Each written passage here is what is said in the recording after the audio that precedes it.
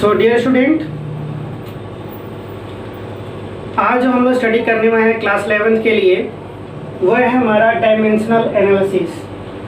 Dear student, आपको इस chapter को स्टार्ट करने से पहले या इस टॉपिक को स्टार्ट करने से पहले ये आपको मैं बताना जरूरी समझता हूँ कि ये एक ऐसा यूनिक टॉपिक है जो हर तरह के कॉम्पिटिटिव एग्ज़ाम में आपके साथ आता है। हर तरह के कॉम्पिटिटिव एग्ज़ाम में IAS में देखा है मैंने, PCS की एग्जामिनेशन में देखा है, IIT और PMT में तो आप इसको देखेंगे ही, और आपका होम एग्जामिनेशन तो इसका वेट कर ही रहा होता है। तो ये डायमेंशनल एनालिसिस एक टेक्निकल टर्मिनोलॉजी है जिसे फोरियर एक साइंटिस्ट थे, उन्होंने इसे एराइज किया था। एक मैथमेटिकल कंसेप्ट, एक ऐसा मैथमेटिकल फंडामेंटल कंसेप्ट जिसे फोरियर ने एनालिसिस किया था। फोरियर एक साइंटिस्ट थे, उन्होंने एक लॉजिकल इसे एक्सप्लेन करने की कोशिश की। और क्या कहा उन्होंने ये कहा कि dimension of a derived unit, क्या लिखा है student? Dimension of a derived unit are the powers to which the fundamental units of mass, length, time, etc. must be raised to represent that unit. ये क्या है? Listen with the help of example. Suppose करते हैं velocity क्या है? derived unit है, derived physical quantity है। Okay, यहाँ पर क्या हुआ कि इसकी जो यूनिट है वो क्या है? मीटर पर सेकेंड है। और मीटर को डायमेंशन में क्या रिप्रेजेंट करते हैं? L, और सेकेंड को रिप्रेजेंट करते हैं कैपिटल T। ओके स्टूडेंट्स, तो इसे डायमेंशन में यानी कि वेलोसिटी का डायमेंशन क्या होगा? तो वेलोसिटी का डायमेंशन में हम क्या दिखाते हैं? L हुआ और बाई T, राइट स्टूडेंट। हम इसे लिख सकते हैं L T-1। ये एक मैथमेटिकल टर्मिनोलॉजी। तो डायमेंशन में ये कहा गया कि हम इसे ऐसे भी लिख सकते हैं m की पावर 0, L की 1, T पे -1। ये क्या रिप्रेजेंट कर रहा है student?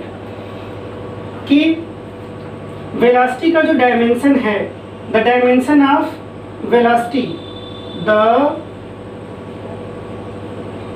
Dimension of velocity is 0 in mass, 1 in length and -1 in time. According to definition, ये जो पावर हैं, ये 0, ये 1 और ये -1, यही क्या है? इस वेलोसिटी की डायमेंशन है। Listen once again student, dimension of a derived unit are the powers, यहाँ पे क्या लिखा हुआ है? Are the powers to which the fundamental unit of mass, length, time. ये क्या है? लेंथ हो गया, मीटर क्या है? लेंथ, सेकेंड क्या है? टाइम है। तो ये जो फंडामेंटल टर्म है, जो हमारे 7 फंडामेंटल टर्म है, आप जानते हैं मास, लेंथ, टाइम, करेंट है, luminous intensity, amount of substance, extra etcetera, time, temperatures है। ये जो 7 हैं, इन्हीं के बेस पर उन्हीं को हम यहाँ पर यूज़ कर सकते हैं। ये जो यहाँ लिखा हुआ ना, fundamental units of mass, length, time, आप जानते हैं करेंट, फिर टेम्परेचर, लुमिनस इंटेंसिटी और इन अमाउंट ऑफ सब्सटेंस। ये जो 7 हमारे जो फंडामेंटल हैं, इन्हीं के टर्म में हम लिखने की कोशिश जो करते हैं, वही हमारा क्या है? डायमेंशनल एनालिसिस है। Okay students, I hope you can understand. ये मास, लेंथ एंड टाइम, इसी को ही यूज़ किया। मास क्या है? फंडामेंटल है। लेंथ क्या है? फंडामेंटल है। टाइम भी क्या है? फंडामेंटल। ये जो टर्म है वो सारे फंडामेंटल हैं, right student? Okay, now we can take another example. थोड़ा और आपके समझ में आएगा कि what is the means of here fundamental units and raising the power. Force, force क्या है? एक डिराइव्ड फिजिकल क्वांटिटी है। ये क्या होता है? मास और एक्सेलरेशन। मास की यूनिट होती है kg और एक्सेलरेशन होता है मीटर पर सेकेंड स्क्वायर, राइट स्टूडेंट? और आप जानते हैं कि फोर्स की एक और यूनिट होती है जिसे हम क्या कहते हैं? न्यूटन भी कहते हैं। सो kg के लिए क्या हो गया? m, लेंथ के लिए L। तो इस फोर्स के इस एग्जाम्पल में, इस एग्जाम्पल के लेने के पीछे रीज़न हमारा क्या है कि आप यहाँ से ये समझ पाएंगे कि जो fundamental unit and mass, length, time जो कहा जा रहा है, रेजिंग द पावर, वो ज़्यादा समझ में आएगा।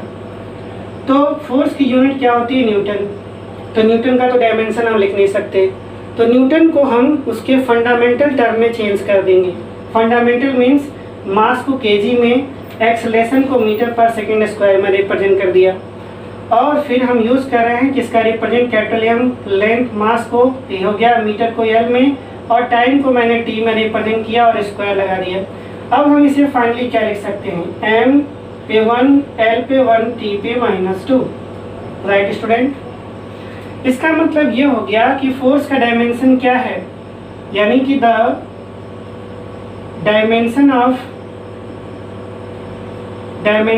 Force, dimension of force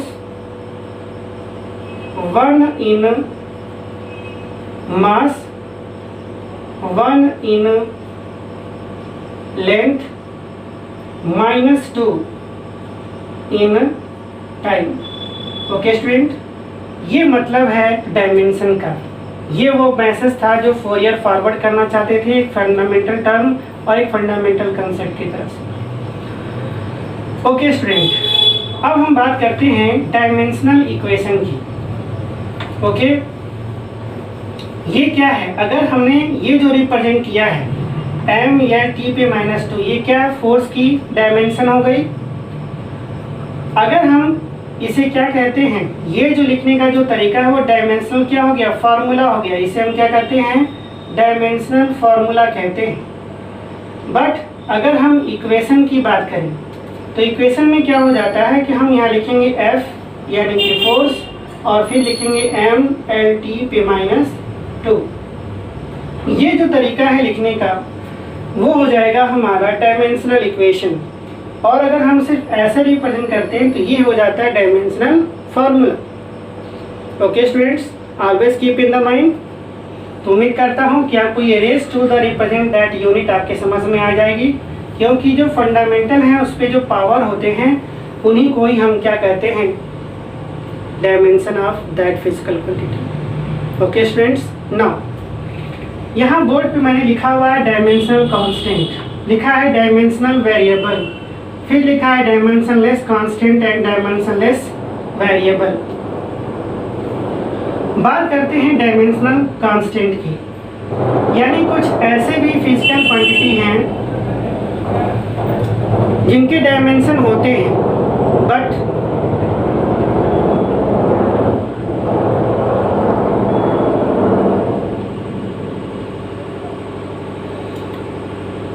dimensional constant, कुछ ऐसे भी फिजिकल क्वांटिटी हैं जिनकी डायमेंशन होती है बट वो हैं कांस्टेंट।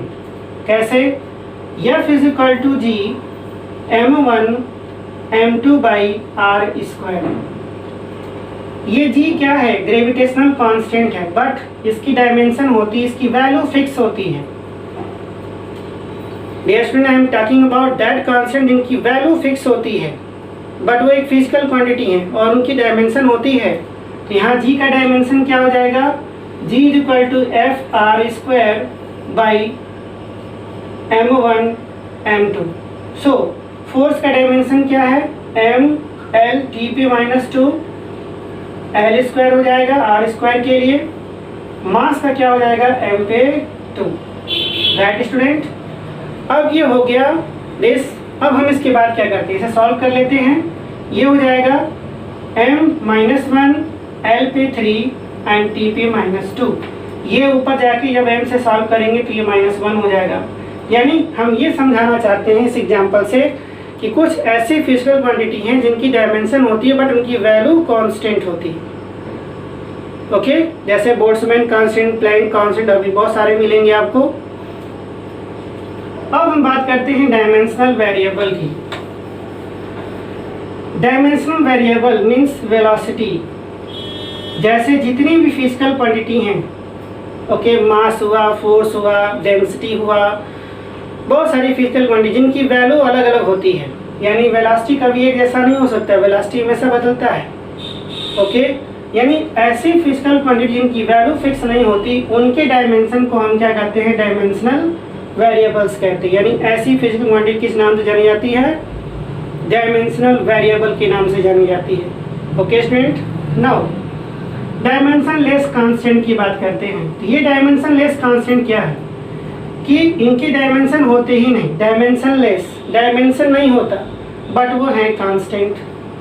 जैसे कि नंबर 1 2 3 4 5, ये 1, ये 2 3 पाई है, लॉग है, एटसेट्रा एटसेट्रा। ये जितने नंबर्स होते हैं, ये जितने भी नंबर हैं, ये क्या है, डायमेंशन लेस कांस्टेंट है। ये वैल्यू, इनकी वैल्यू क्या होती है, फिक्स होती है, बट इनकी डायमेंशन नहीं होता। क्या लिखा है, डायमेंशन लेस, मतलब डायमेंशन नहीं होगा बट है कांस्टेंट।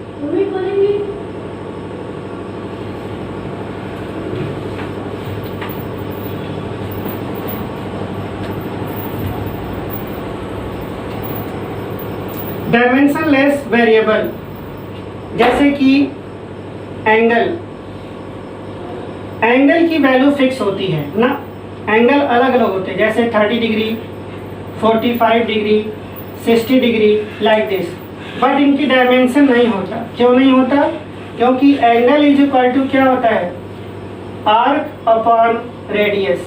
क्या होता है, आर्क अपॉन रेडियस। इसकी भी यूनिट क्या होती है, मीटर, और रेडियस की भी यूनिट क्या होती है, मीटर।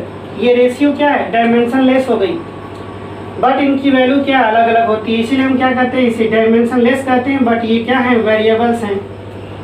जैसे कि स्पेसिफिक ग्रेविटी, उसकी डायमेंशन नहीं होती। स्ट्रेन है, उसका भी डायमेंशन नहीं होता, स्ट्रेन, ये भी क्या है, इसकी डायमेंशन नहीं होती, बट अलग अलग टर्म में इसकी स्ट्रेन की वैल्यू क्या है, बदल जाती। स्पेसिफिक ग्रेविटी, स्पेसिफिक ग्रेविटी, इसकी वैल्यू अलग अलग होती है बट इसका डायमेंशन नहीं होता, क्योंकि स्पेसिफिक ग्रेविटी क्या है, डेंसिटी का रेशियो है।